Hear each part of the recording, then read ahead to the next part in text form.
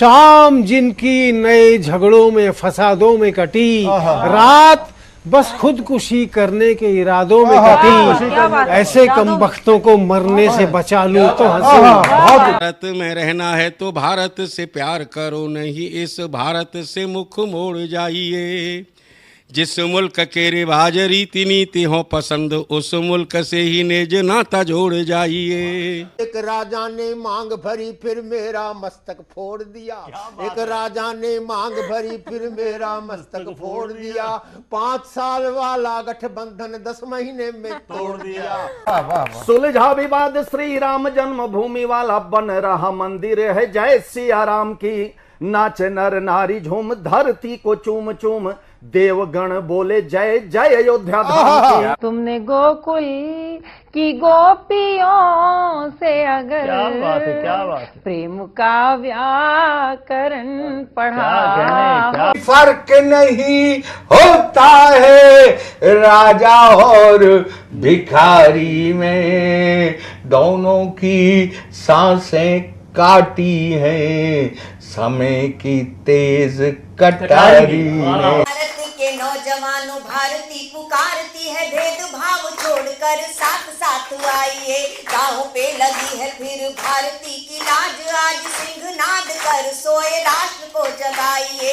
दोस्तों नमस्कार, मैं डॉक्टर प्रवीण शुक्ल आपको प्रणाम करता हूं। सतमौला कवियों की चौपाल में आपका हार्दिक स्वागत करता हूं। अभी मैं तेरे बच्चे का बाप बनने वाला हूँ, ये देख। ओ फुद्दू, एक गैस से भरा गुब्बारा अपनी माँ को दिखाइयो। लाइफ में कुछ बातों का बचना बहुत मुश्किल, और जब हो साथ सतमौला और उसका चटपटा टेस्ट, तो हर चीज बचेगी आसानी से।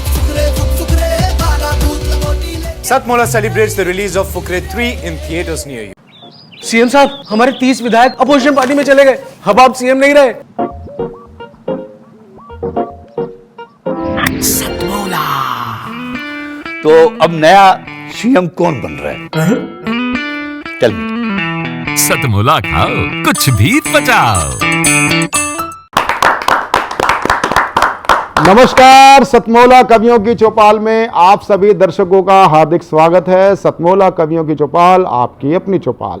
सतमौला कवियों की चौपाल आज 21वें वर्ष में प्रवेश करने जा रही है, यानी जब ये एपिसोड आपके बीच में होगा 15 अगस्त आ चुका होगा। 15 अगस्त 2004 से चल रही है अनवरत यात्रा आगे भी अनंत काल के लिए चलती रहेगी। इसका एक कारण है, वो कारण है आपका हमें मिलता हुआ प्यार और आशीर्वाद, और हमारे शो पे जो कवि आते हैं वो आपकी उम्मीदों पे खरे उतरते हैं। आपकी जो भावनाएं हैं, राष्ट्र चिंतन की बात है, वो अपनी कविताओं में करते हैं। एक बार पुनः जोरदार ताली के साथ हम स्वागत करें सभी का। सतमौला कवियों की चौपाल, ये साधना टीवी के हमारे राकेश गुप्ता जी जो चेयरमैन हैं, अनिल मित्तल जी जो इस कार्यक्रम के संरक्षक हैं, सतमौला ग्रुप के चेयरमैन हैं, ये उनके शिव संकल्प का परिणाम है जो आज हम 21वें वर्ष में प्रवेश कर रहे हैं। सतमौला कवियों की चौपाल में आज मैं जिनको सबसे पहले एक काव्य आहुति के लिए जो अनुष्ठान में डाली जानी है, उसके लिए मैं जिनको आह्वान करना चाहता हूं, वह होते हैं देश के, बहुत देश ही नहीं, देश के लाडले युवा तो हैं। युवा से आगे जो बड़ी बात है कि वो उन्होंने देश की सरहदों को पार करके अपनी भगवा कविताओं, मैं ओज कविता नहीं, भगवा कविता, और भगवा भी उन्होंने धारण कर रखा है और भगवा मैंने भी धारण कर रखा है। भगवा कविताओं से, और चाहे वो गोवंश के प्रति हो, चाहे वो राष्ट्र के प्रति हो, अपने अलख जगाते फिरते हैं। ऐसे मेरे प्रिय लाडले भाई अमित शर्मा का जोरदार तालियों के साथ हम स्वागत करें। अमित शर्मा जी। मित्रों, जब कश्मीर की बात करते हैं तो कश्मीर में हम उन लोगों का भी जिक्र करते हैं जो घाटी से विस्थापित कर दिए गए, जिनको रातों रात मारकर काटकर भगा दिया गया। एक film I the Kashmir file, उस फिल्म को आने के बाद बहुत सारे धड़े इस देश में सक्रिय हुए। उन्होंने कहा कि ऐसा तो कुछ हुआ ही नहीं था, लेकिन जब बहुत सारे लोग सामने आए, दिल्ली में बैठे हुए लोग सामने आए, तब जाकर एक कविता लिखी थी, क्योंकि एक प्रश्न चिन्ह लगा दिया कि एक धर्म विशेष आतंकवादी है, एक धर्म विशेष का रंग आतंकवाद का रंग है। मित्रों, जो रंग मैंने पहना है यह आतंकवाद का रंग नहीं है। हम कौन लोग हैं, क्या लोग हैं, किसी पे कोई कटाक्ष नहीं है, बहुत विनम्रता की कविता है। मैंने इसमें यही बताया है कि क्या हुआ कश्मीरी पंडितों के साथ, क्या हुआ कश्मीर में लोगों के साथ, कि पाप कभी नहीं करते हैं हम, सदा पाप से डरते हैं। आदरणीय दादा क्या है, कौन लोग हैं हम, हमारी पहचान क्या है, कि पाप कभी नहीं करते हैं हम, सदा पाप से डरते हैं, तुलसी का पूजन करते हैं, रोज जलहरी भरते हैं, और रोज परिंदे अपनी छत पर दाना चुगने आते हैं। बड़े बड़े उपहासों को भी हम यूं ही सह जाते हैं, बड़े बड़े उपहासों को भी हम यूं ही सह जाते हैं। और ताकत के दम पर हमने किसे सताया ये बोलो, ताकत के दम पर हमने किसे सताया ये बोलो, तलवारों की धार दिखाकर तिलक लगाया ये बोलो। अरे जिहादी जो मैल था उसको, जिहादी जो मैल था उसका हमने साफ किया था जी, 17 बार मोहम्मद गौरी हमने माफ। बहुत अच्छे, बहुत अच्छे, बहुत अच्छे, बहुत अच्छे, बहुत अच्छे। 17 बार मोहम्मद गौरी हमने माफ किया था जी। मैं यदि सहिष्णु ना होता, सबसे बड़ा सहिष्णु मित्रों में हूं, 17 बार इस देश पर आक्रमण हुआ, 5 बार इस देश का बंटवारा हुआ, हमने उफ तक नहीं की। उसके बाद भी हमने सद्भाव का पाठ पूरी दुनिया को पढ़ाया। तब जाकर मैं कहता हूं कि 17 बार मोहम्मद गौरी हमने माफ किया था जी। मैं यदि सहिष्णु ना होता, कश्मीर में काटा ना जाता। मैं यदि सहिष्णु ना होता, कश्मीर में काटा ना जाता। मैं यदि सहिष्णु ना होता, ये भारत बांटा ना जाता।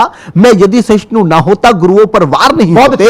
मैं यदि सहिष्णु ना होता, गुरुओं पर वार नहीं होते। आर्यवृत्त इस भारत के टुकड़े हर बार नहीं होते। बहुत अच्छे, आर्यवृत्त भारत के टुकड़े हर बार नहीं होते। और मैं यदि सहिष्णु ना होता, मैं यदि सहिष्णु ना होता तो कोई कलंकी ना कहता। मैं यदि सहिष्णु ना होता तो कोई कलंकी ना कहता। संसद के गलिहारे में भगवा आतंकी ना कहता। मैं यदि सहिष्णु ना होता, तंबू में यदि सहिष्णु ना होता, हिंदू बदनाम नहीं होते। मैं यदि सहिष्णु ना होता, तंबू में राम नहीं होता। बहुत अच्छे, बहुत अच्छे, बहुत अच्छे। मैं यदि सहिष्णु ना होता, हिंदू बदनाम नहीं होते। मैं यदि सहिष्णु ना होता, तंबू में राम नहीं होते। साहब, सहिष्णुता का पूरी दुनिया में इससे बड़ा उदाहरण नहीं मिल सकता कि हम 29 साल तो माननीय सर्वोच्च न्यायालय के द्वार पर खड़े रहे कि माननीय सर्वोच्च न्यायालय चाहे इधर फैसला दे दे या इधर फैसला दे दे, 100 करोड़ की आबादी उस फैसले को मानेगी। धरती पे इससे बड़ी सहिष्णुता की कोई मिसाल नहीं है। और 492 साल प्रतीक्षा करने के बाद जब मर्यादा पुरुषोत्तम का मंदिर बनता है, तब कहता हूं कि मैं यदि सहिष्णु ना होता, तंबू में राम नहीं होते। और लगता है तुम हिंदुस्तान कंगाल बनाकर मानोगे, सारा भारत कश्मीर बंगाल बनाकर मानोगे। और ना तंत्र काम में आता है, ना मंत्र काम में आता है। जो शीश काटते दुश्मन का वो यंत्र काम में आता है। 7 लाख कश्मीरी पंडित कश्मीर से भगा दिए। तिलक लगाने वालों के भी होश ठिकाने लगा दिए। मां को काटा, बहन को लूटा, वो चुपचाप खड़े रहे। गाड़ी बंगले वाले भी राहत शिविरों में पड़े रहे। अरे पंडितों, सागर से बहती पतवार उठा लेते। ललकारता उन लोगों को आखिर कैसे भागे कश्मीर की घाटी छोड़कर 7 लाख लोग। उन लोगों को क्या करना चाहिए था कि अरे पंडितों, सागर से बहती पतवार उठा लेते, 7 लाख में से केवल 100 ही हथियार उठा लेते और दुश्मन की छाती पर जाकर सीधे ही तन जाते। तुम केवल कुछ दिन की खातिर ही परशुराम बन जाते। बहुत अच्छे, बहुत अच्छे, बहुत अच्छे, बहुत अच्छे, बहुत अच्छे, केवल कुछ दिन की दुश्मन की छाती पर जाकर सीधे ही तन जाते तुम। केवल कुछ दिन की खातिर ही परशुराम बन जाते तुम। तो पाक का झंडा ना होता, पाक का झंडा ना होता, इस हिंदुस्तान की माटी में हर हर महादेव के नारे लगते कश्मीरी घाटी में। बहुत अच्छे, बहुत अच्छे, बहुत बहुत बहुत बहुत। अब मैं जिनको मैं प्रस्तुत करना चाहता हूं वो हैं उस पीढ़ी के कवि, उस समय के कवि जब मेरे पूज्य पिताजी काव्य मंचों पे थे। मेरे पूज्य पिताजी आर्य समाज के प्रसिद्ध प्रचारक रहे और जिनके स्मृति में हमने एक कार्यक्रम प्रारंभ किया, सतमोला कवियों की चौपाल, आचार्य जगदीश आर्य। आप सुप्रसिद्ध देश के राष्ट्रकवि थे। आज तो कई श्रेणियां हो गई हैं, राष्ट्रकवि तो बहुत पीछे रह गया है, लेकिन राष्ट्रकवि थे हमारे पूज्य पिताजी आचार्य जगदीश आर्य। उनका सुप्रसिद्ध गीत था, बुलबुलो गर तुम्हारा चमन लुट गया, चहचहाने बताओ कहाँ जाओगे। और जिस समय वो उनकी भुजा फड़कती थी ना, और गीत गेयता के माध्यम से वागीश दिनकर जी साक्ष्य हैं। वागीश जी, आप मेरे पिताजी के साक्ष्य हैं। मैं आपके पूज्य पिताजी आचार्य रामनाथ सुमन जी का साक्षी हूँ। मैं आचार्य रामनाथ सुमन जी को मैंने साक्षात सुना। संस्कृत के प्रकांड पंडित, विश्व हिंदू परिषद के प्रमुख नेताओं के साथ, उनका जब प्रमुख खुद वो नेता थे, मैंने उनकी संस्कृत की कविताएं सुनी हैं, मैंने उनको साक्षात सुनने का सौभाग्य प्राप्त हुआ। उनके यशस्वी सुपुत्र वागीश दिनकर जब काव्य मंचों पर आप उतरते हैं तो एक प्रारंभ में बिल्कुल पिन ड्रॉप साइलेंस हो जाता है, लेकिन उसके बाद जब आपकी कविता के अंगार बरसते हैं तो भुजाएं फड़क उठती हैं। ऐसे अंतर्राष्ट्रीय स्तर पर व्याप्त हमारे कवि बंधु वागीश दिनकर जी का हम हार्दिक स्वागत करें। वागीश दिनकर जी, आप सबका अभिनंदन करता हूं। ये स्वातंत्र मास है, उसकी बधाई भी आपको देता हूं। पर कुछ वेदना भी लेकर आता है ये मास। जब आता है याद वर्ष 47, जी भर आता है। जब आता है याद वर्ष 47, जी भर आता है। लाखों हिंदू बंधुओं की हत्या की याद दिलाता है। बहुत अच्छे, बहुत अच्छे। लाखों हिंदू बंधुओं की हत्या की याद दिलाता है। मिला हमें स्वातंत्र, किंतु मां की प्रतिमा के खंड हुए। मिला हमें स्वातंत्र, किंतु मां की प्रतिमा के खंड हुए। कटा शीश कश्मीर पंचनद बंग असम भुजदंड कटे। कोटि कोटि जन जन्म जन्म के लिए विदेशी कहलाए। देखें कौन प्रभंजन बनकर इन्हें रुईसा छितराए। बहुत अच्छे, बहुत अच्छे, बहुत अच्छे, बहुत अच्छे, बहुत अच्छे। देखें कौन प्रभंजन बनकर इन्हें रुईसा छितराए। आज सौभाग्य से आपका अपना शासन है। एक समय था जब देश हिंदू, किंतु हिंदू बोलना अभिशाप हो गया। आज भी तो है, आज भी ऐसी स्थिति है। हिंदू शब्द को सांप्रदायिक बताया जाता है। मित्रों, हिमालय के ही को ले लीजिए, सिंधु के इंदु को ले लीजिए, दोनों को मिला दीजिए, आखिर हिंदू शब्द बनता है। बहुत। संसद में किसी भी प्रकार की कोई परिभाषाएं गढ़ी जाती रहती हो, हिंदू को सांप्रदायिक बताया जाता हो, हिंसा करने वाला बताया जाता हो, पर मैं कहना चाहता हूं अपनी संस्कृत का एक विद्यार्थी होने के नाते, हिन माने हिंसा, दू माने काटने वाला। जो हिंसा करे उसे पकड़ करके जो बिल्कुल करे वो हिंदू। राहुल भाई सुन लो, वो है हिंदू। यह माना मेरे मैं कहने से मेरा अहम उभरता है। यह माना मेरे मैं कहने से मेरा अहम उभरता है। अपने मुख से अपना गौरव गाने में गर्व झलकता है, लेकिन जब मुझको मेरा ही अपना अपमानित करता है तो मेरे स्वाभिमान का सोया सिंह स्वयं जग। बहुत अच्छे, बहुत अच्छे, बहुत अच्छे, बहुत अच्छे, बहुत अच्छे, बहुत अच्छे। यहां उत्तर प्रदेश में बैठने वाला एक नेता जब इस प्रकार की भाषा बोलता है, मुसलमानों न घबराओ खुदा की शान बाकी है, अभी इस्लाम जिंदा है, अभी कुरान बाकी है, ये काफिर क्या समझते हैं जो अपने दिल में हंसते हैं, अभी तो करबला का आखिरी मैदान बाकी है। जब ऐसी पंक्तियां बोली जाती हैं तो आज साधना के माध्यम से, सतमोला के कवियों की चौपाल के माध्यम से यदि इन पंक्तियों का उत्तर नहीं दिया जाएगा तो बिल्कुल। इसीलिए उस ऐसी पंक्तियों का उत्तर देना चाहता हूं आप सभी राष्ट्रवादी बंधुओं की ओर से, सारी इस चौपाल से, इस महनीय चौपाल से इन पंक्तियों का उत्तर देना चाहता हूं। प्रवीण जी, आपके इस कार्यक्रम में यह जो तप लगा है ना, जो पीढ़ियों का तप लगा है, वह खाली न जाए, इसलिए इन पंक्तियों को उत्तर देना आवश्यक है।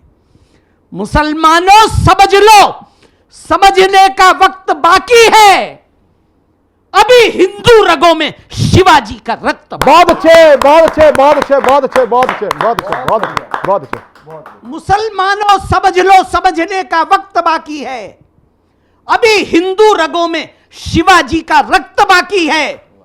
समझने के लिए कुछ वक्त देना इसकी आदत है।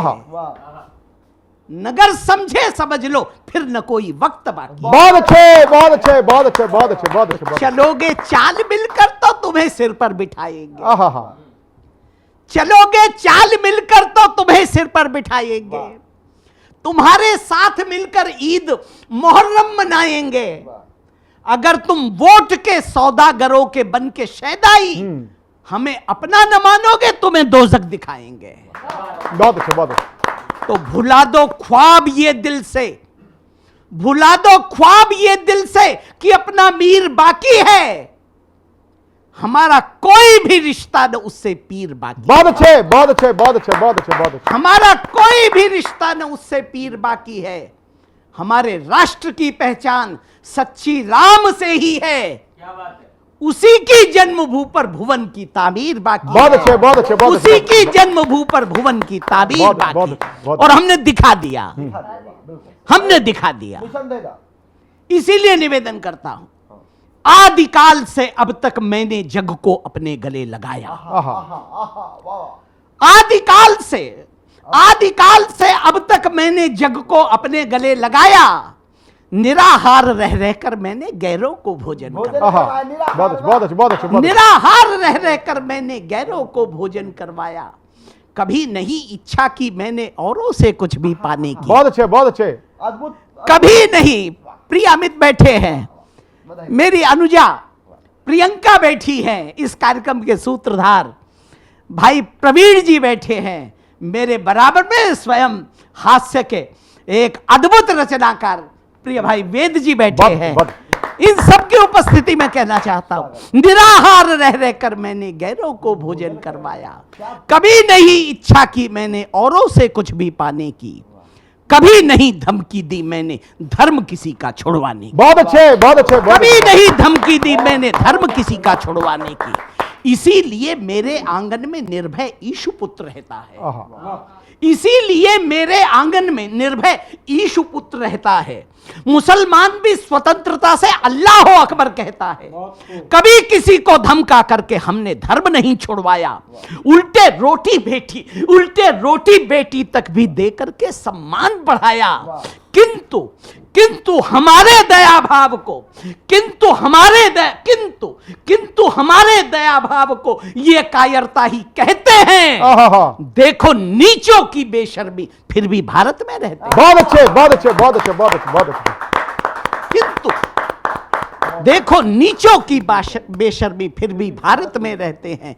क्षमा भाव से मौन रहे हम, सहकर गौरी के घातों को, और शांत हो रहे देखते सोमनाथ पर आघातों को। उसका ही परिणाम हुआ यह भारत मां को कटवा डाला।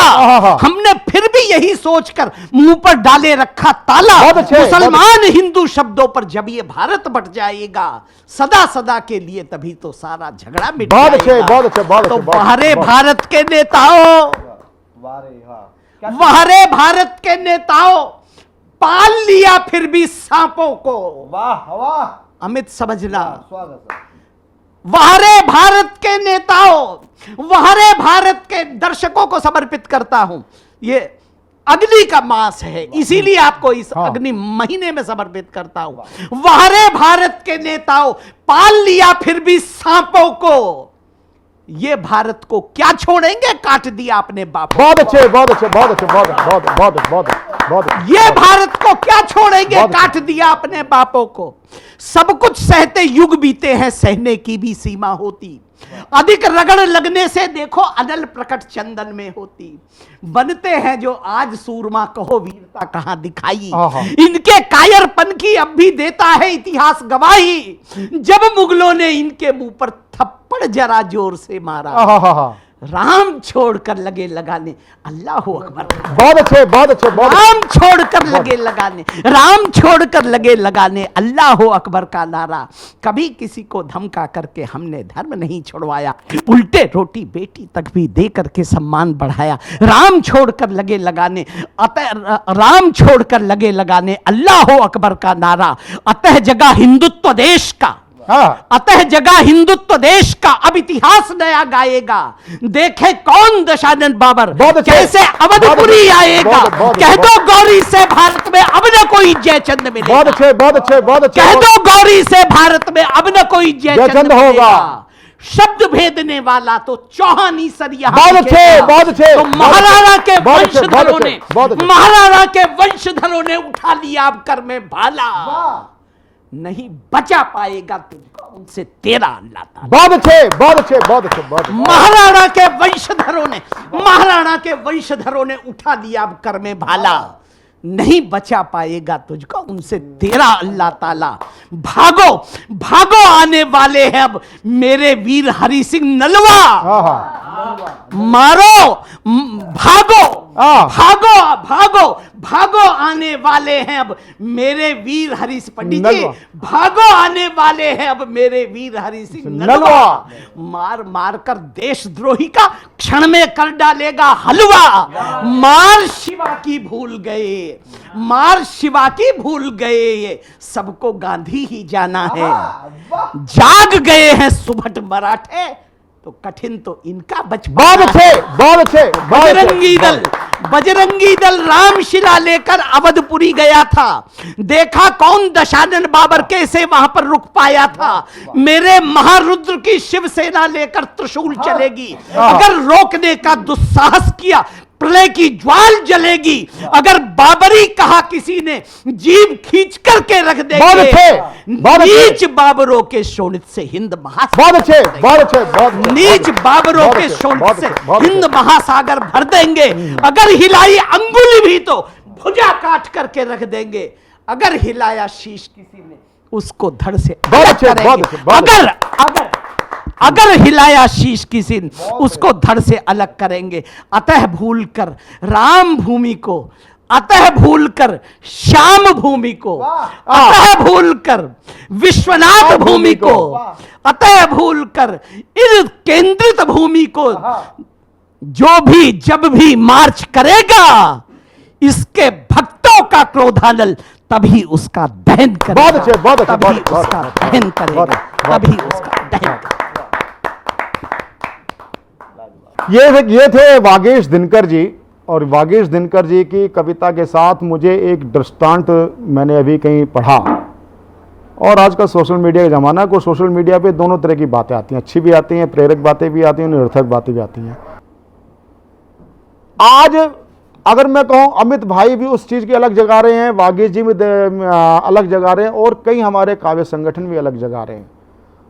आज मंचों पर जो वस्तुतः स्थिति है कि ऐसा नहीं कि मैं मंचों पे नहीं हो सकता था, मंच की जो प्राथमिकताएं हैं उसमें हम फिट नहीं बैठते। मंच आज बड़े बड़े जो कवि हैं बड़े दुर्भाग्य के साथ बोलना पड़ता है। आज अगर मिर्जापुर 3 फिल्म आती है तो सब हो हल्ला कर रहे हैं कि ये फिल्म पर रोक होनी चाहिए, इसका विरोध होना चाहिए। लेकिन इस स्थिति के जिम्मेदार कौन है? इस स्थिति के जिम्मेदार कहीं ना कहीं हम हैं। हमने ऐसे कवि को मंच से क्यों नहीं उतार दिया? जहां एक मंच संचालक संचालन करते हुए ड्राइंग रूम में बैठ करके उठ करके कवि और कवित्री दोनों बेडरूम वाली कविताएं करने लगे, छेड़खानियां होने लगे और छीटाकसी होने लगे। ऐसी छीटाकसी जो बेडरूम में भी वो नहीं हो सकती। आज मंच को प्रदूषित करने का कार्य हम में से सभी कर रहे हैं ना। हम सुधरेंगे, हमें स्वयं अपने हाथ में झाड़ू लेनी होगी, इसकी सफाई करनी होगी अपनी वाणी से।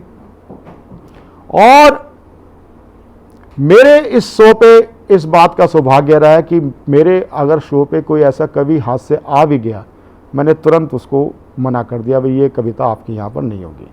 कहते मेरे पास इसके अलावा कुछ नहीं। मैंने ठीक है कोई बात नहीं, धन्यवाद। लेकिन मेरा सौभाग्य रहा है कि आज 20 वर्ष कंप्लीट करके जब हम 21वें वर्ष में आ रहे हैं, 20 वर्ष से 21 वर्ष से जिनका हमारा सीधा नाता वागीश दिनकर जी के साथ बैठे हैं, वो हैं वेद प्रकाश वेद।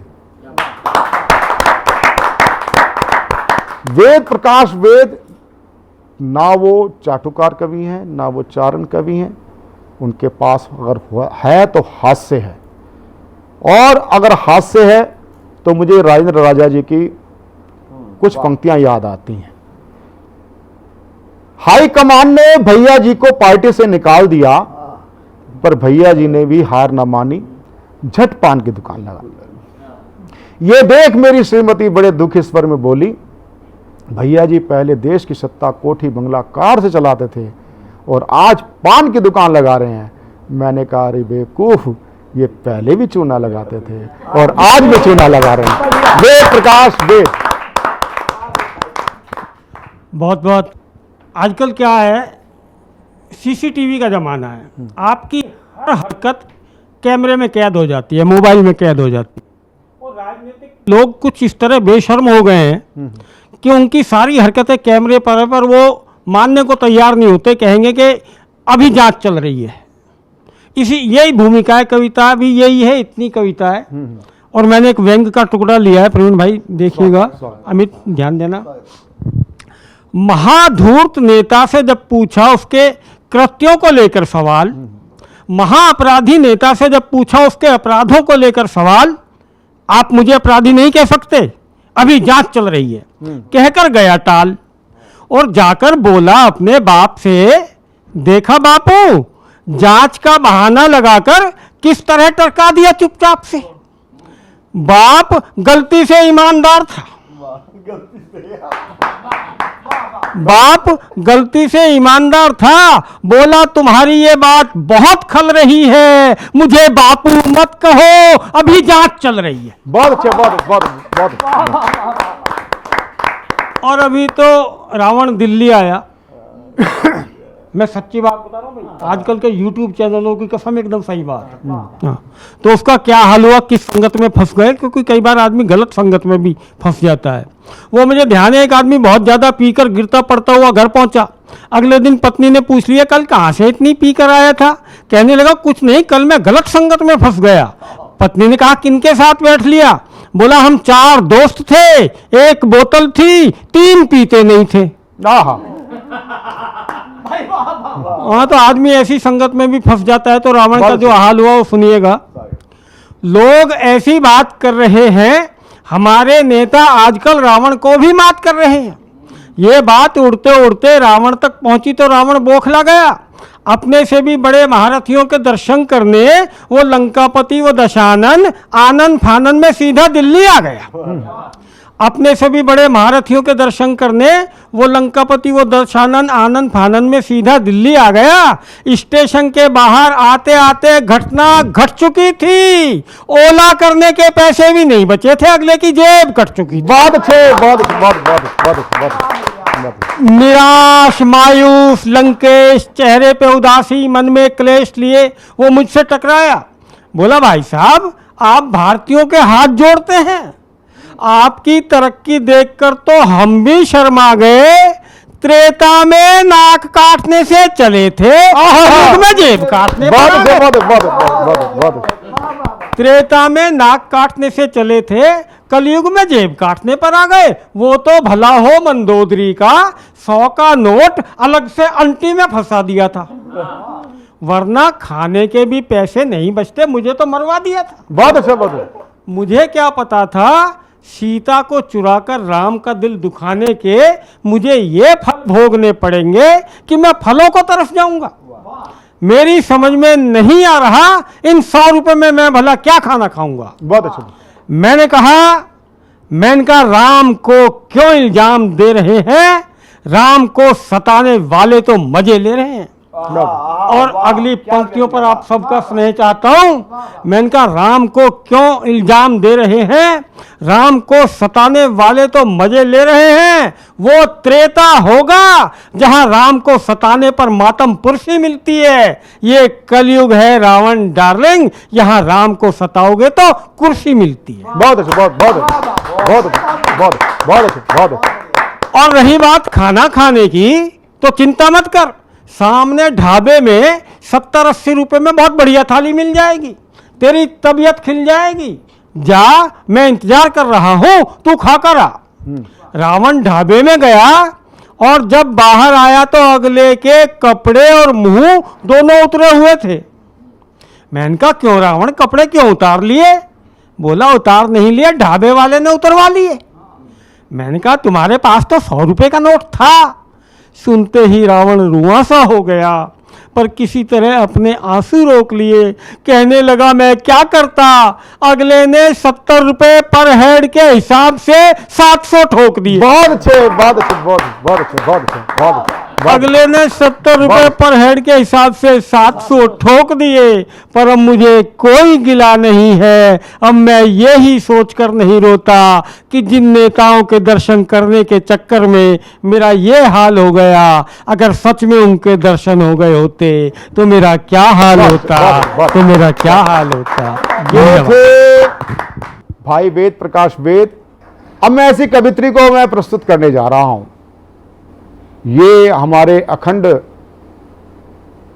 भारतीय दिवस के मौके पे हमने किस वर्ष में हम प्रवेश कर रहे हैं, उस अखंड हिंदुस्तान के एक पुण्य स्मरण पर मैं देश की लाडली ओजस्वी कवित्री, जिनका नाम होता है प्रियंका राय। प्रियंका राय देश भर में जानी जाती है अपनी ओजस्वी वाणी से, चाहे वो शिव वाणी हो, चाहे वो शिव का तांडव हो, चाहे वो प्रभु श्री राम को याद करती हैं, चाहे वो कृष्ण को याद करती हैं, तो साक्षात सारे देव उतर के उनकी कविता सुनने के लिए जैसे आ उमड़ते हैं। जरा जोरदार ताली के साथ प्रियंका राय। मैं एक गीत पढ़ना चाहती हूँ, आत्मस्वाभिमान, आत्मसम्मान और पूरे हिंदुस्तान के नाम और भारत की तमाम बेटियों के नाम एक गीत के साथ जोड़ना चाहती हूँ। आप सभी जुड़िएगा, अच्छा लगेगा, सुनेगा। उससे पहले, उस गीत से पहले एक छंद पढ़ना चाहती हूँ जो मुझे बहुत प्रिय है। निसंदेह मेरे सतमोला के सभी दर्शकों को भी पसंद आएगा, जुड़िएगा। निज मातृभूमि की जो बात यदि आ गई तो चूड़ियों में अपनी रवानी लिख दूंगी मैं। नारी अस्मिता की आन बान और शान लिए हाड़ी रानी जैसी स्वाभिमान लिख दूंगी। राजधर्मिता को मान कर दे जो पुत्र दान, पन्ना धाय माई की कहानी लिख दूंगी मैं। एक शब्द में यदि कहो जो शौर्य लिखने को, झांसी वाली रानी मर्दानी लिख दूंगी मैं। झांसी वाली रानी मर्दानी लिख दूंगी मैं। झांसी वाली रानी मर्दानी लिख दूंगी मैं। और आइए एक गीत पढ़ती हूँ नारियों के सम्मान के नाम, भारत के सम्मान के नाम। सत्य सनातन इस दुनिया की सतत पुजारी हूँ। सत्य सनातन इस दुनिया की सतत पुजारी हूँ। हाँ मैं नारी हूँ, हाँ मैं नारी हूँ। वेद ऋचाएं लिखने वाली घोषा और अपाला हूँ। माता दुर्गा, काली, लक्ष्मी आदि सुंदरी बाला हूँ। विस्मित हुआ देख जो अकबर वो चिंगारी हूँ। विस्मित हुआ देख जो अकबर वो चिंगारी हूँ। हाँ मैं नारी हूँ, हाँ मैं नारी हूँ। कैसे बना अपना भारतवर्ष कि शकुंतला ने भरत जना फिर भारत देश महान हुआ। तारा ने जब आंचल फाड़ा द्रवित पूरा शमशान हुआ। शकुंतला ने भरत जना फिर भारत देश महान हुआ। तारा ने जब आंचल फाड़ा द्रवित पूरा शमशान हुआ। जिद पर जब आ जाऊं तो यमराज पे भारी हूँ। जिद पर जब आ जाऊं तो यमराज पे भारी हूँ।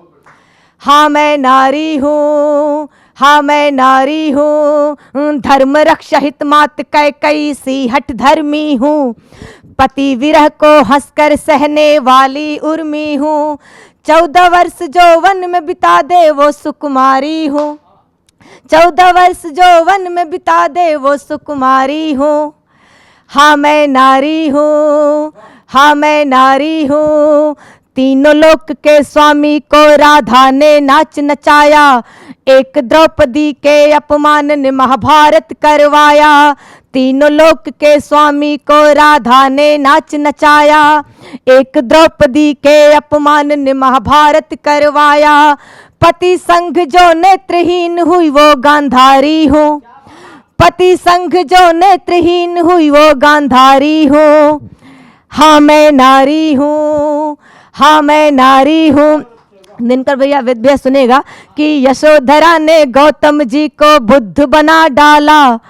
कालिदास जड़ बुद्धि को प्रबुद्ध बना डाला। मैं विदुषी विद्वोत्मा का उल्लेख कर रही हूँ कि यशोधरा ने गौतम जी को बुद्ध बना डाला।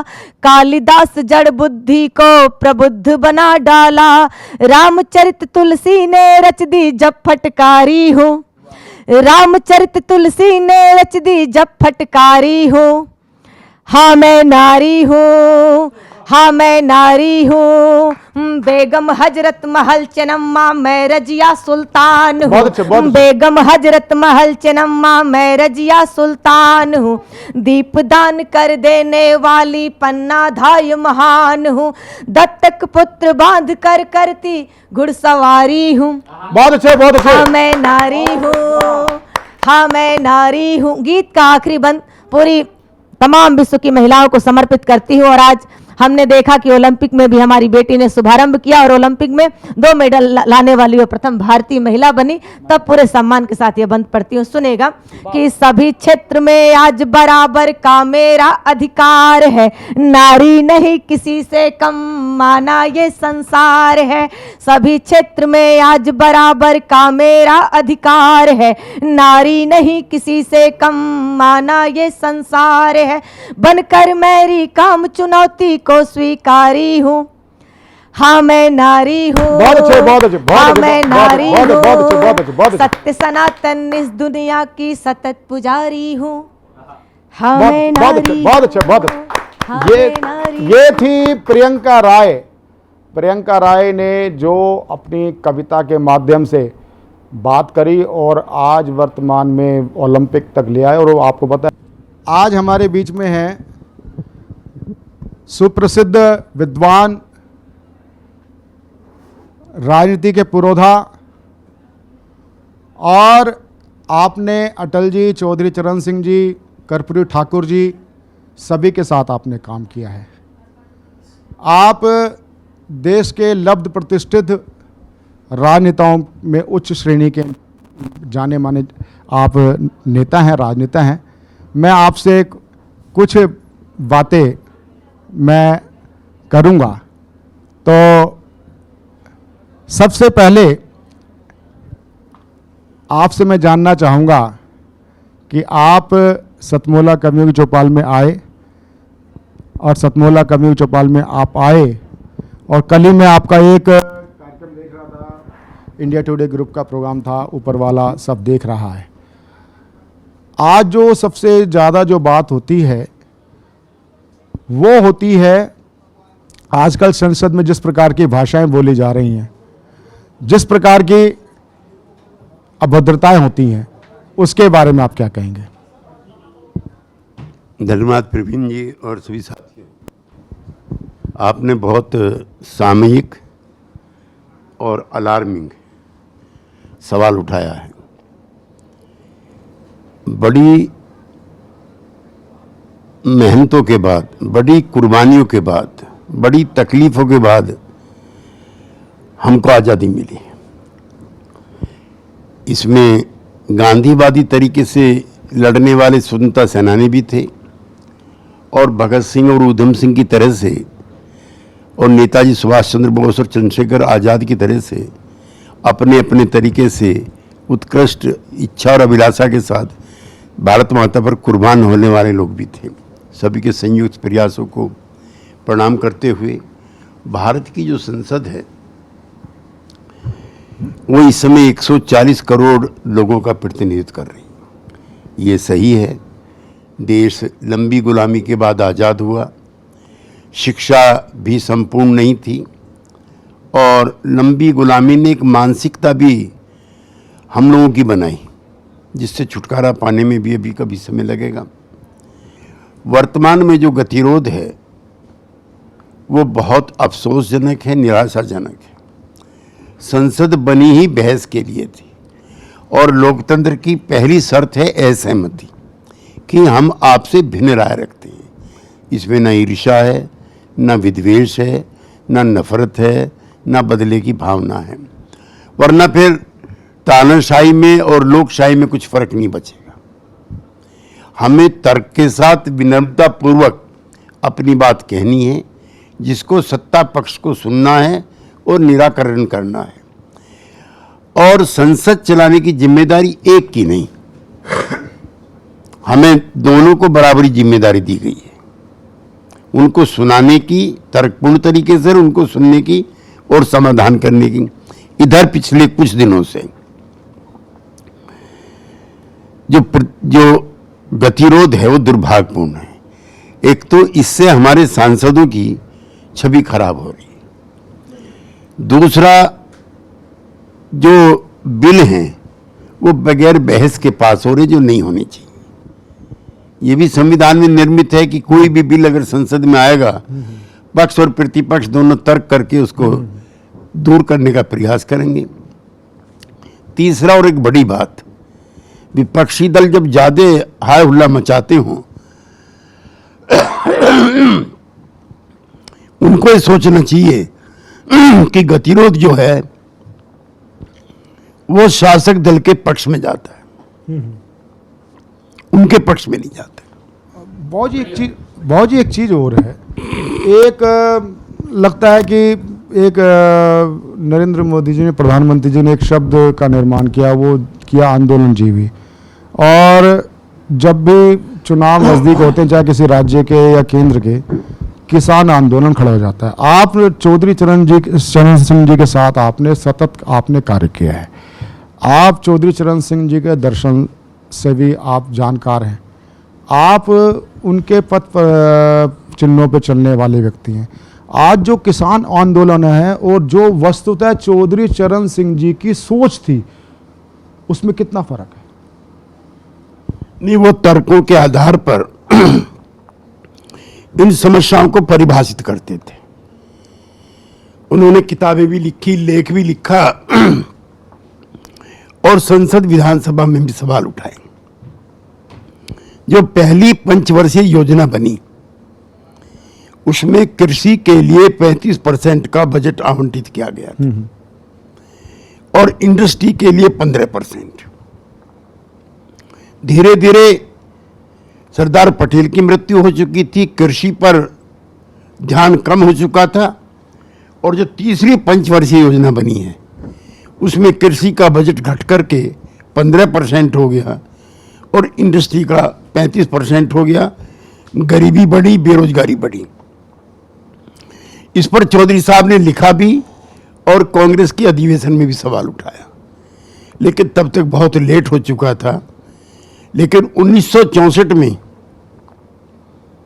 पंडित नेहरू ने संसद में स्वीकार किया, हालांकि उसके बाद उनकी मृत्यु भी होगी और ये बहुत लेट भी था, कि मुझको कृषि पर अतिरिक्त ध्यान देना चाहिए था।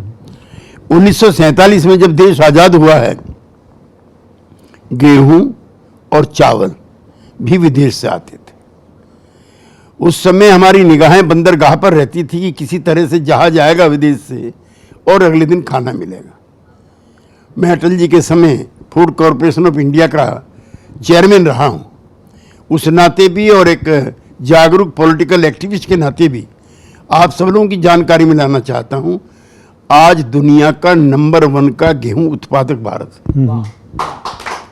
आज दुनिया का नंबर 2 का चावल उत्पादक भारत है। आज नंबर 2 का चीनी निर्माता, गन्ना निर्माता भारत है। और अब नंबर 1, नंबर 2 जो एक्सपोर्ट होता है वो भारत से हो रहा है, गेहूं का भी, चावल का भी और चीनी का भी। ये आत्मनिर्भरता 75 वर्षों में हमने प्राप्त की है, जिसके लिए इस देश के किसान की जितनी भी प्रशंसा की जाए और कृषि वैज्ञानिकों की उतनी का। बाबू जी, आपने हमारे कार्यक्रम को समय दिया। आप सतमोला कवियों चौपाल में आए। आप से हम शुभकामना चाहते हैं, जहाँ सभी कवियों को और साहित्य समाज को अपना संदेश देने की कृपा करें। नहीं, मैं अपने प्रारंभिक संबोधन में भी प्रवीण जी इसकी प्रशंसा की है और सतमौला के जो ओजस्वी और विद्वान कवि हैं वो अपने संबोधन के माध्यम से समाज को और श्रोताओं को आंदोलित भी करेंगे, आश्चर्यचकित भी करेंगे अपने संबोधन से, और एक प्रभावशाली असर उनके दिलो दिमाग पर छोड़ेंगे, चूंकि कविता भी झंझोरती है, ये किसी की वंदना में नहीं गाई जाती। ओजस्वी कवि वही हैं जो समय की नब्ज को पकड़ करके समाज के दर्पण बनने का काम करें। जो सतमोला के जो कवि मेरे साथी हैं, ये क्षमता उनके अंदर मुझको दिखती भी है। धन्यवाद। मैं सतमोला कवियों चौपाल की ओर से श्री अनिल मित्तल, संरक्षक सतमोला कवियों चौपाल, चेयरमैन सतमोला ग्रुप से, और साधना टीवी के अपने राकेश गुप्ता जी और गौरव गुप्ता जी की ओर से, साधना परिवार की ओर से, इस दिन परिवार की ओर से और सतमोला परिवार की ओर से आपका हार्दिक अभिनंदन और आपको हार्दिक आभार प्रकट करता हूं कि आप हमारे शो पे पधारे। हार्दिक और अभी सतमोला कवियों की चौपाल में अभी आप अनेक आप कवियों को सुनेंगे और ये एक विशेष आयोजन है सतमोला कवियों की चौपाल। कमर्शियल ब्रेक के बाद नए कवियों के साथ आप जुड़े रहेंगे। मिलते हैं एक छोटे से कमर्शियल ब्रेक के बाद। मैं तेरे बच्चे का बाप बनने वाला हूँ, ये देख। ओ बुद्धू, एक गैस से भरा गुब्बारा अपनी माँ को दिखाइयो। लाइफ में कुछ बातों का बचना बहुत मुश्किल है। और जब हो साथ सतमोला और उसका चटपटा टेस्ट, तो हर चीज बचेगी आसानी से। Satmola celebrates the release of Fukre 3 in theaters near you. हर पल मस्ती और रंगीन विद सतमोला नमकीन, इससे बेटर है नथिंग। सतमोला नमकीन डिफरेंट टेस्ट है बेमिसाल, पनीर भुजिया भी कमाल, इसके टेस्ट के सब शौकीन। हाँ सतमोला नमकीन, सतमोला स्वीट्स एंड नमकीन, इससे बेटर है नथिंग। हाँ सतमोला नमकीन। और अब मैं एक ऐसी लाडली बिटिया जिसकी एक कविता काव्य जगत में बुलेट ट्रेन की तरह चल रही है, और कविता के मैं बोल नहीं बोलूंगा, मैं सीधा उस कविता की रचयिता हमारे मित्र राष्ट्रीय कवि संगम दिल्ली के पदाधिकारी हैं पंडित नमन, हमारे साथी हैं पुराने, उनकी सुपुत्री हैं। और ये बड़ा ही अच्छा एक संदेश जाता है कि हमारी एक पीढ़ी से दूसरी पीढ़ी में कविता स्थानांतरित हो रही है। या जोरदार ताली के साथ नेहा शर्मा। सतमोला कवियों की चौपाल के सभी दर्शकों को मेरा नमन। 21वीं सदी भारत की सदी है। गर्व से कहिए कि हम सभी भारतीय हैं। 4 पंक्तियां सुना रही हूं। मेरा भारत प्यारा भारत, दीन दुखी का सहारा भारत, सुंदर सबसे न्यारा भारत, दुनिया के आंखों का तारा भारत, देव जहां आने को तरसे,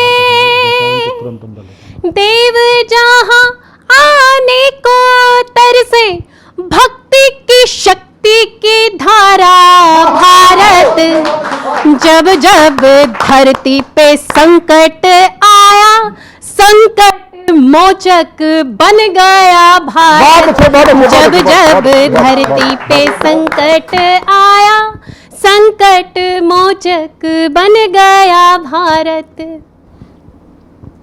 हमारे प्रधानमंत्री जी हमेशा एक बात कहते हैं, यही समय है, सही समय है। मैं विकसित भारत अभियान 2047 के अंतर्गत आपको एक रचना सुनाने जा रही हूं। सुनो हे बंधु, सुनो हे साथी, तुम्हें भारती जगा रही है। सुनो हे बंधु, सुनो हे साथी, तुम्हें भारती जगा रही है। यही समय है, सही समय बता रही है। सुनो हे बंधु, सुनो हे साथी, तुम्हें भारती जगा रही है। तुम ही हो केशव, तुम ही हो माधव, तुम ही भगत सिंह की चेतना हो। तुम ही हो केशव, तुम ही हो माधव, तुम ही भगत सिंह की चेतना हो। तुम ही हो राणा शिवा, तुम ही हो, तुम्हारी हस्ती बता रही है। सुनो हे बंधु, सुनो हे साथी, तुम्हें भारती जगा रही है। करो समर्पित तुम अपना तन मन, विकसित भारत का लेकर प्रण। करो समर्पित तुम अपना तन मन, विकसित भारत का लेकर प्रण। मुझी में पलकर बड़े हुए हो, ये मेरी मिट्टी बता रही है। सुनो हे बंधु, सुनो हे साथी, तुम्हें भारती जगा रही है। उठो जगोर बढ़ो सनानी, सबसे आगे हिंदुस्तानी। उठो बढ़ो और जगो सनानी, सबसे आगे हिंदुस्तानी। युगों पुरानी है मेरी गाथा, तुम्हारी प्रगति बता रही है। सुनो हे बंधु, सुनो हे साथी, तुम्हें भारती जगा रही है। सुनो माँ धरती है थर थराई, जिधर भी देखो उधर लड़ाई। सुनो माँ धरती है थर थराई, जिधर भी देखो उधर लड़ाई। तुम ही दवाई करोगे भाई, ये पूरी दुनिया बता रही है। सुनो हे बंधु, सुनो हे साथी, तुम्हें भारती जगा रही है। यही समय है, सही समय है, तुम्हें भारती बता रही है। सुनो हे बंधु, सुनो हे साथी, तुम्हें भारती जगा। बहुत अच्छे, बहुत अच्छे, बहुत।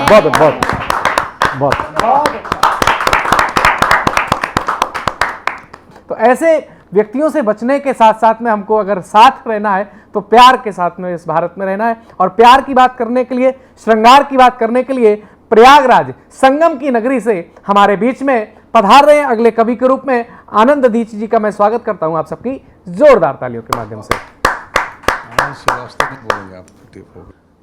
गीत में प्यार व मनुहार पर भी लिखता हूँ, गीत में प्यार व मनुहार पर भी लिखता हूँ, और यार की जुल्फ या रुखसार पर भी लिखता हूँ। और जब यहाँ रोज घोटालों की परत खुलती है, और गीत तब मुल्क के गद्दार पर भी लिखता हूँ। आइए श्रृंगार का एक गीत है। खत्म हो गई तेरी मेरी कहानी, खत्म हो गई, खत्म हो गई तेरी मेरी कहानी। कहाँ का मैं राजा, कहाँ की तू रानी।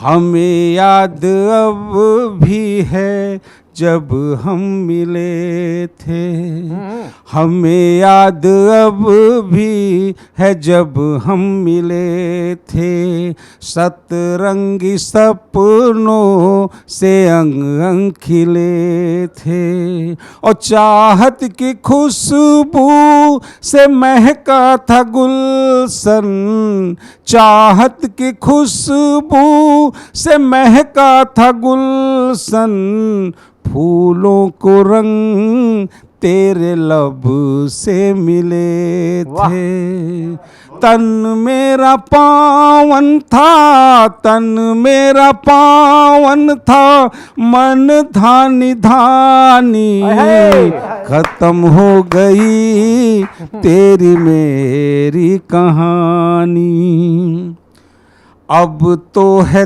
तन्हाई हिस्से में आई, अब तो है तन्हाई हिस्से में आई, यादें घटा बन के मन में है छाई, कैसा सिला ये कैसा सिला ये मोहब्बत का आखिर, रुसवाई हमने जमाने से पाई, सबने तो समझाया, सबने तो समझाया, दिल ने न मानी, खत्म हो गई तेरी मेरी कहानी। तीसरा बंद है जी, स्वागत है।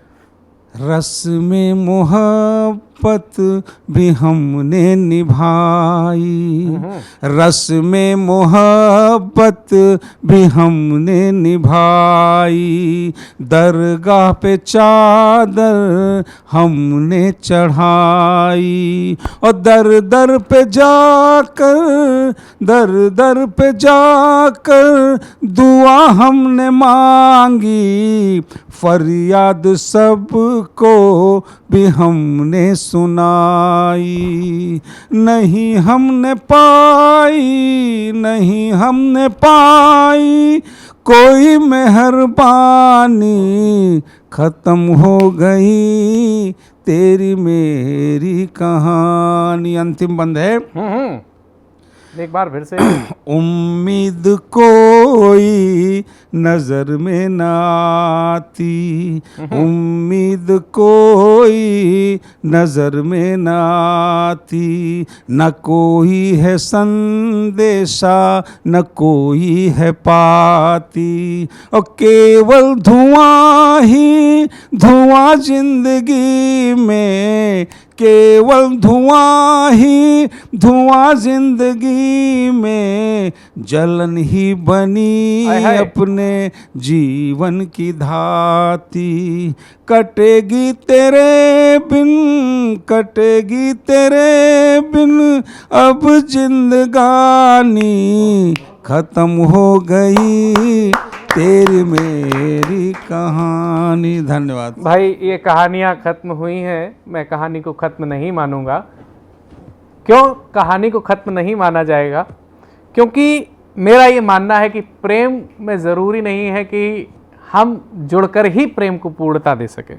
पंक्तियाँ निकल के आती हैं, मेरे गीतों ने तेरे अधर को छुआ, मेरे गीतों ने तेरे अधर को छुआ, मेरे एहसास ने सज सवर के छुआ, मेरे गीतों ने तेरे अधर को छुआ, मेरे एहसास ने सज सवर के छुआ, मन में आशाएं जागी तुम्हें देख कर, मन में आशाएं जागी तुम्हें देख कर, प्यार से प्यार की एक नजर ने छुआ, प्यार से प्यार की एक नजर ने छुआ।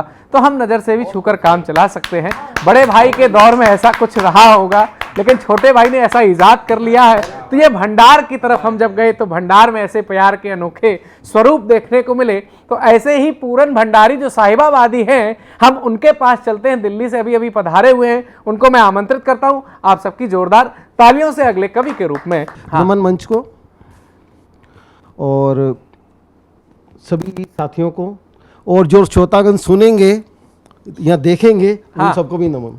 जी जी।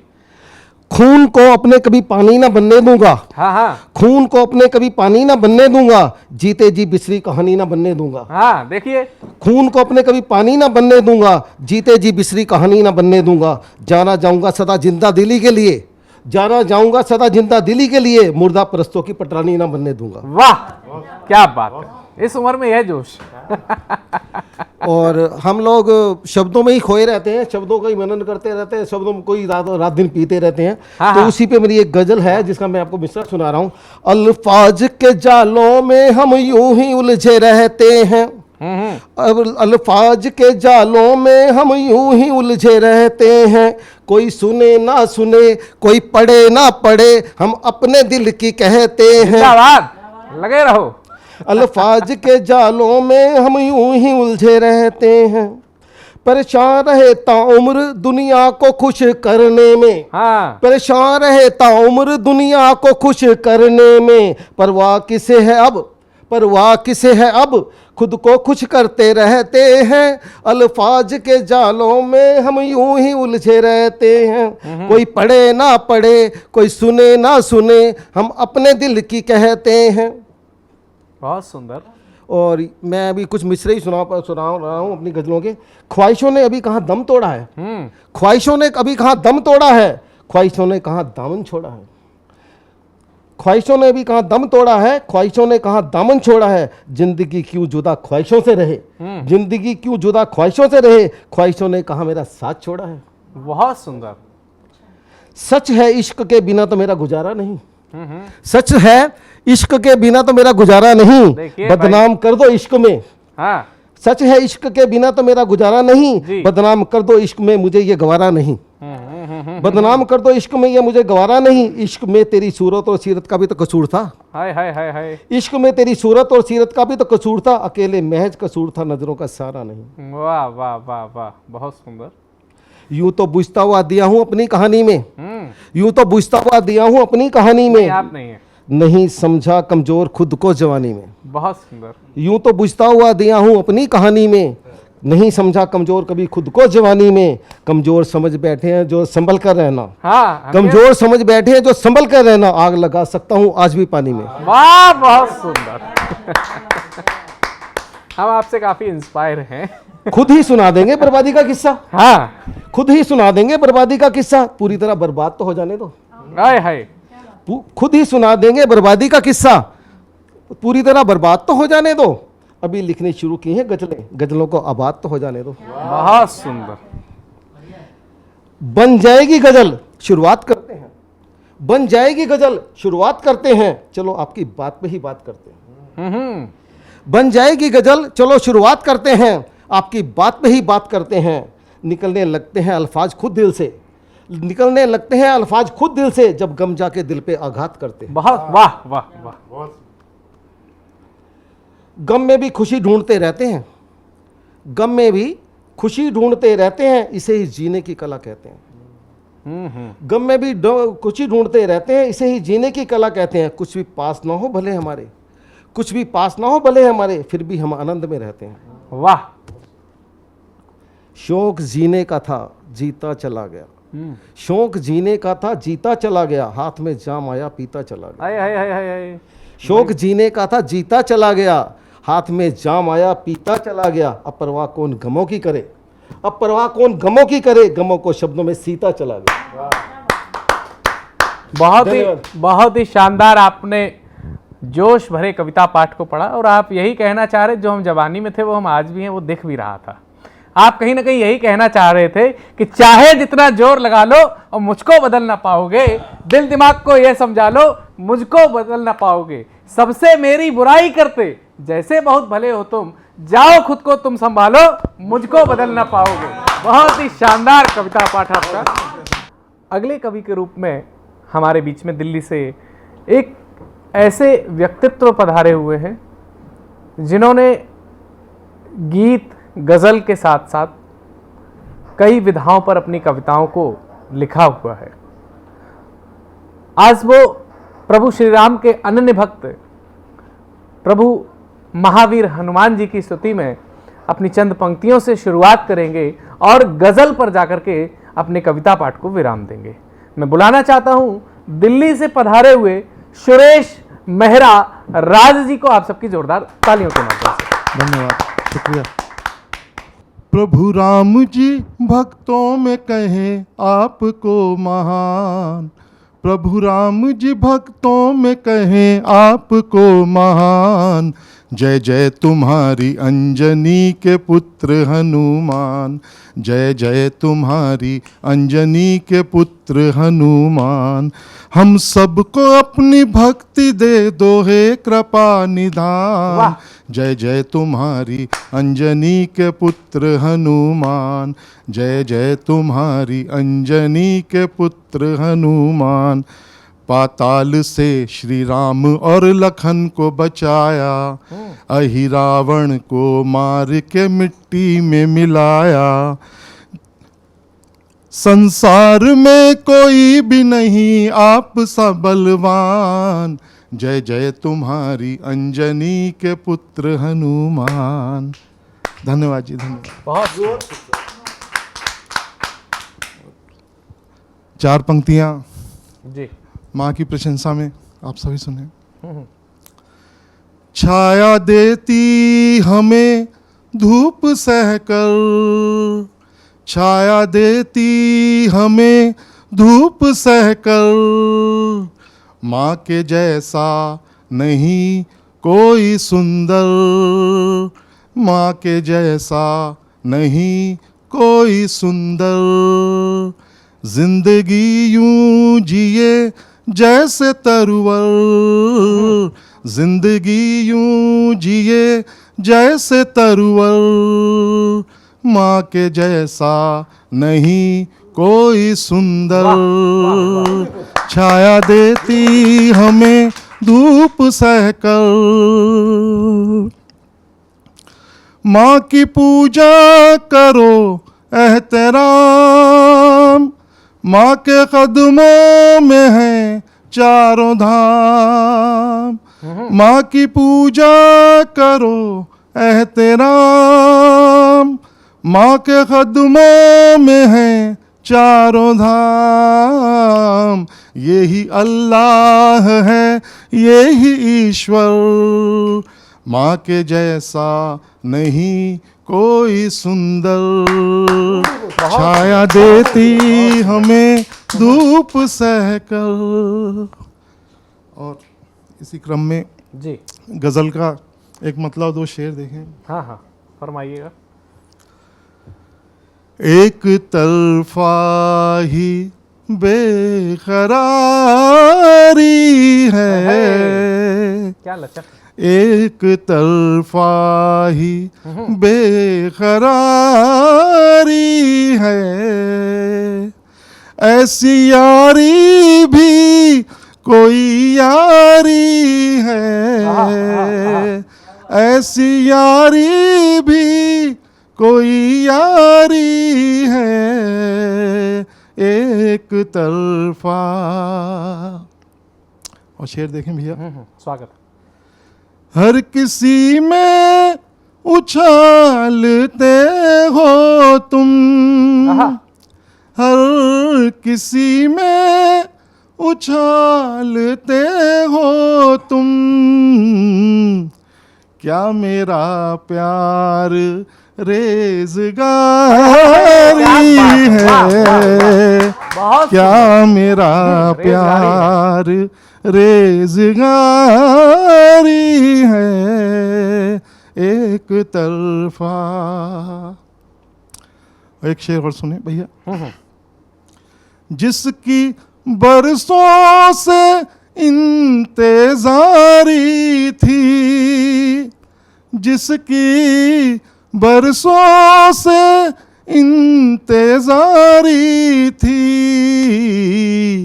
आज भी उसकी इंतजारी है, आज भी उसकी इंतजारी है, एक तरफा।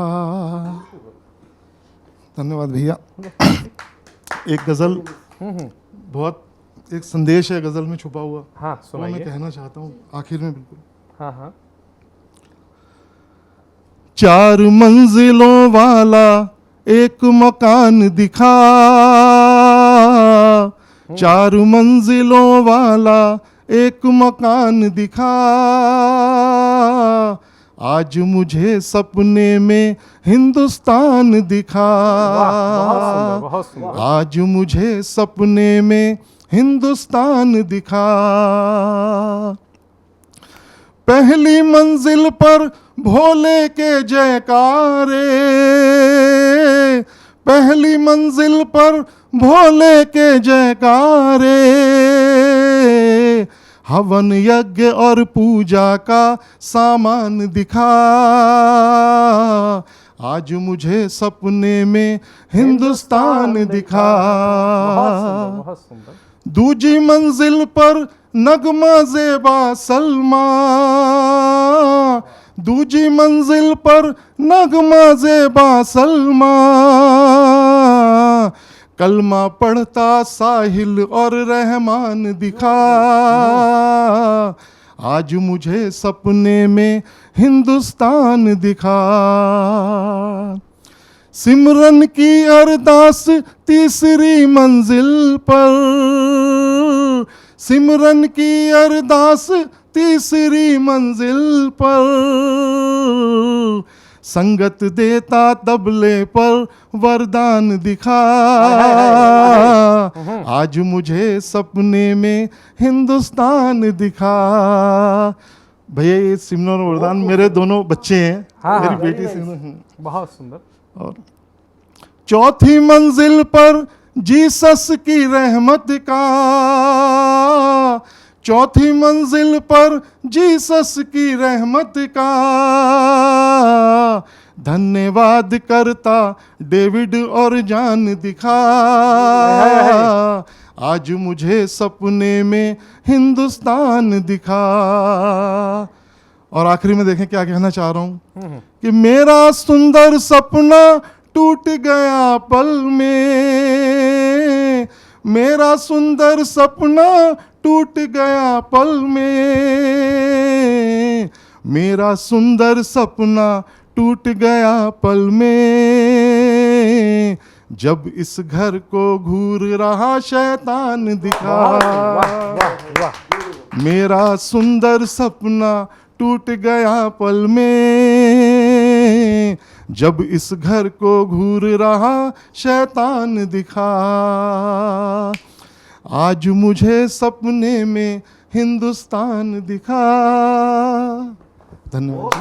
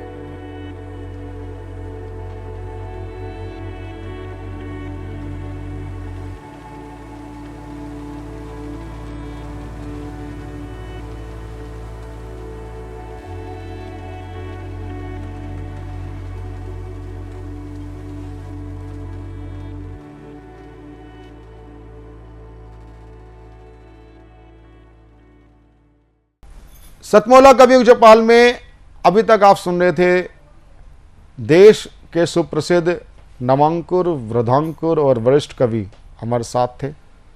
और सतमोला कवियों चौपाल में हम अब सुनते हैं हमारे सतमोला कवियों की चौपाल के संरक्षक श्री अनिल मित्तल जी, जो सतमोला ग्रुप के चेयरमैन भी हैं। आज ये कार्यक्रम 21 वर्ष का तो हो ही रहा है, जो इनका शिव संकल्प है हमारे साथ, वो ये एक ना रुकने टिकने वाली यात्रा है, आगे बढ़ती रहेगी, ऐसा उनका शिव संकल्प है। श्री अनिल कुमार मित्तल जी। नमस्कार दोस्तों, मैं अनिल मित्तल, चेयरमैन सतमोला ग्रुप।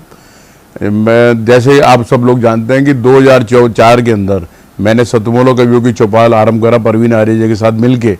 तो हमारा उद्देश्य दोस्तों यही था कि जो आज ये काव्य पाठ है, जो ये बुद्धिजीवी वर्ग जो ये सुंदर काव्य पाठ हम लोग करते हैं, तो वो धीरे धीरे आज के ज़माने में लुप्त ना होता जाए। जो आज मॉडर्नाइजेशन चल रहा है, जितना टीवी पे हम और भी चीज़ें बढ़ती जा रही हैं, तो ये ना हो कि हमारी पुरानी जो ये एक संस्कार थे, पुरानी सभ्यता थी, कविता पाठ था, वो धीरे धीरे ये लुप्त होता जा रहा था।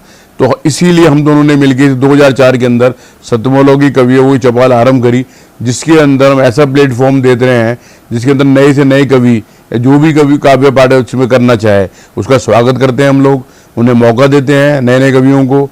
और आप लोगों से यही निवेदन है कि जो भी चाहे आप पहली बार काव्य पाठ करते हैं तो आप सब सतमोला कवियों की चौपाल के प्लेटफॉर्म पर आएँ, आप लोगों का स्वागत है। उसके अंदर आप अपनी मौलिक कविताओं को सुनाएं, उनके अंदर जो भी कमी होगी तो हमारे पुराने जो एक्सपीरियंस कवि हैं वो उनको सुधारेंगे और आपको और इम्प्रूव करने की कोशिश करेंगे। आपसे निवेदन है कि सतमोला कवियों की चौपाल में आएँ और अपना काव्य पाठ करें। सतमोला कवियों की चौपाल जो 21 वर्ष की हुई है, उसका कारण हमारा परस्पर आपस में विश्वास है। यदि आप भी टीवी शो में, हमारे टीवी शो में काव्य पाठ करना चाहते हैं तो टीवी स्क्रॉल पर चल रहे नंबर 9711182183 पर हमें व्हाट्सएप करें। हमारी समन्वयक टीम आपसे तुरंत संपर्क करेगी।